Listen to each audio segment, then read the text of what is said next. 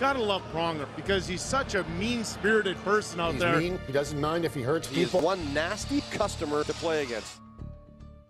Who's gonna have fun? Me! It's just a movie! We already won. We just won the game right there. All right. Sit. Chris Pronger is back where he belongs, running his mouth at the rink. Time, Luke, time! Over, over, over, over. There you go. Good play, Luke. High sit is right. We get it all the way down the heis. High sit. A good skate. You're up with Matthew. No, words of encouragement for his son's hockey team is not the same as barking at NHL officials, but just being able to enjoy the game of hockey again is a big step for the Flyers defenseman. Who knows what the end will bring, but you know, it's a matter of just thinking, not getting too far ahead and just the old cliche day to day, but really that's all I can really look at is every day as building blocks and trying to get a little bit better and really make sure that I'm doing all the things necessary to try to get back to 100%. You know, take the hockey side out of it just for quality of life and being around my family and being a good father and husband. And that was something Pronger was not able to be for months. Kabaski's rebound, and it goes high. Pronger has been hurt, and he is quickly going to the Flyer dressing room, and he is screaming. Lingering effects from a stick to the eye and being run from behind forced Pronger to keep to himself. There were some pretty dark days. You know, my doctor in Pittsburgh was pretty worried there for a while. You know, you really don't want to do anything. It was tough, you know. I think as you look back on things, and my wife did a great job of trying to segregate us, and you know, kids can be kids, and they're going to get loud, and they're going to get rambunctious, and want you to play, and want you to do all these things, and I just couldn't do it. Now he can. And simple, everyday things like making breakfast are enjoyed and no longer taken for granted. Lila, what are you digging for? I'm digging for a carrot. Oh, okay. I'm digging for zucchini. You want some celery? No, that's cucumber, honey. Yeah. Yes, I got a carrot! Yay! There's a carrot! When you got 3 little kids and a wife and, you know, all these plans, you're still fairly young and want to watch them grow up and have their own kids and all the rest of that. The athlete side of things is kind of gets placed in the back burner, and really you're just trying to get healthy for you and your family, and the other side will take care of itself. The other side, however, is not taking care of itself very quickly. Not when you consider Pronger's only exercise these days consists of staring at beads to retrain his right eye. So what is it supposed to do? A couple different things. It helps my eyes focus. I have to focus completely on the bead. So you start focusing on the blue bead to the red, back to the blue, to the yellow, back to the blue, to the green, back to the blue. All the while, you need to have it completely focused. The rope needs to intersect in the middle of the bead before you can move to the next bead. So what's happened is I had 30-year-old eyes, and I got hit, and the doctor told me I had 60-year-old eyes. Doubled. I doubled it up real quick. Hence the glasses? Yes, hence the glasses. You watch Pronger make those plays out of his own zone. He just very, very rarely makes a mistake.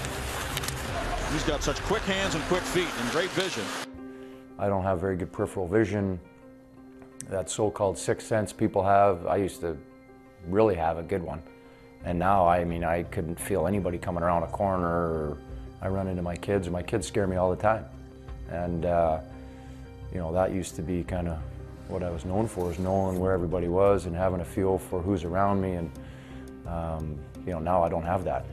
And unless that returns, Pronger will not, even if he can somehow beat the concussion symptoms that have dogged him for 14 months. It's gotten a little bit better, you know.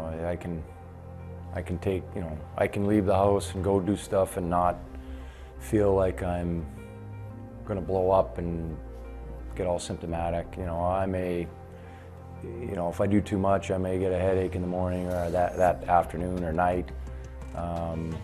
You know, occasionally if I start to feel a little bit better, I do a little bit more and then I get nauseous, and I've had a couple blow-ups that way. At 38, a return to the NHL seems like the longest of long shots. But Pronger, one to never shy away from a battle, is not ready to give up just yet. That said, it's clear he's considered he's played his last game. Everybody wants to go out like a John Elway, where he wins 2 Super Bowls and is able to retire on his own terms. Very, very few people get a chance to do that. And, you know, I'm comfortable with where I'm at in the game and my place within the game and what I've been able to accomplish. You know, I don't have any regrets, and, you know, played the game to the best of my ability and the best I knew how. And if it is, it is. If it's not, then, you know, we'll see. In Chris Pronger, what do you have? Well, you have a rock on defense. Pronger, one-timer. Is he dirty? Yep. Is he great? Yep. Edgy. Yeah, edgy. At the top of his game, Chris Pronger was as mean and nasty as he was dominating.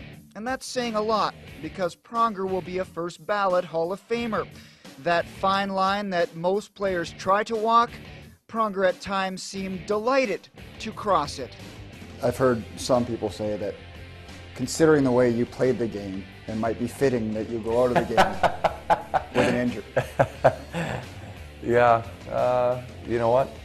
It is what it is. You know, I wouldn't, I play the game the way I play.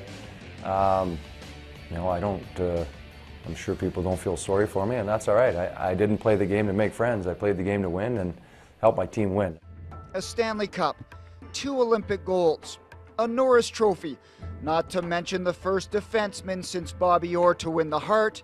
Pronger was often the best player on the ice, and certainly one of the most feared.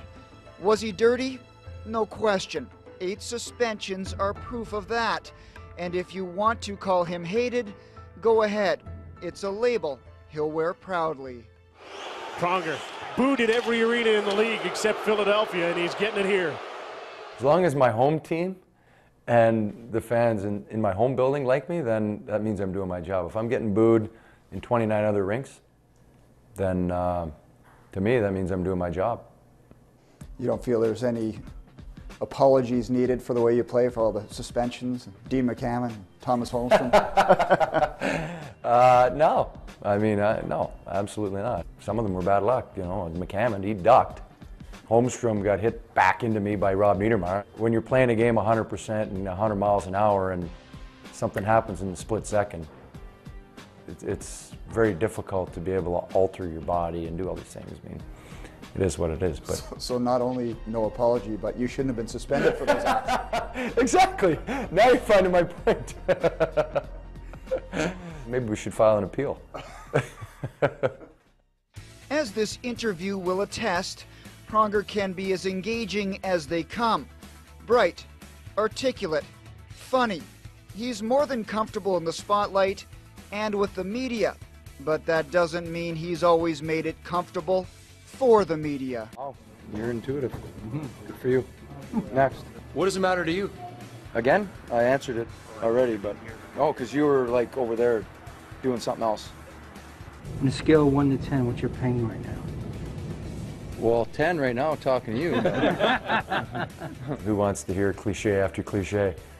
You know, you have your guys that you like to fool around with and have fun with, and you know, I've gotten pretty good feedback from people that enjoy my interviews in Philly, so I'm sure at some point they'll want to have a round 2 on that. Some people love it and some people just think you're a prick. Yeah, yeah, and maybe they're right. Whatever your feelings on Pronger, if he has indeed played his last game, the sport will be poorer without him. He knows a farewell tour likely wouldn't go over all that well, but after nearly 2 decades in the league, not being able to savor the end would be a shame. Any player who goes through a struggle or sees maybe something at the end, who knows. The roar of the crowd and the excitement and the buzz in the building when you step on the ice, that's something you can't replicate. And you know, been able to do it for 19 years, and when you don't have it, you certainly miss it. And you want to taste of that again, that's for sure, because it's a pretty big rush.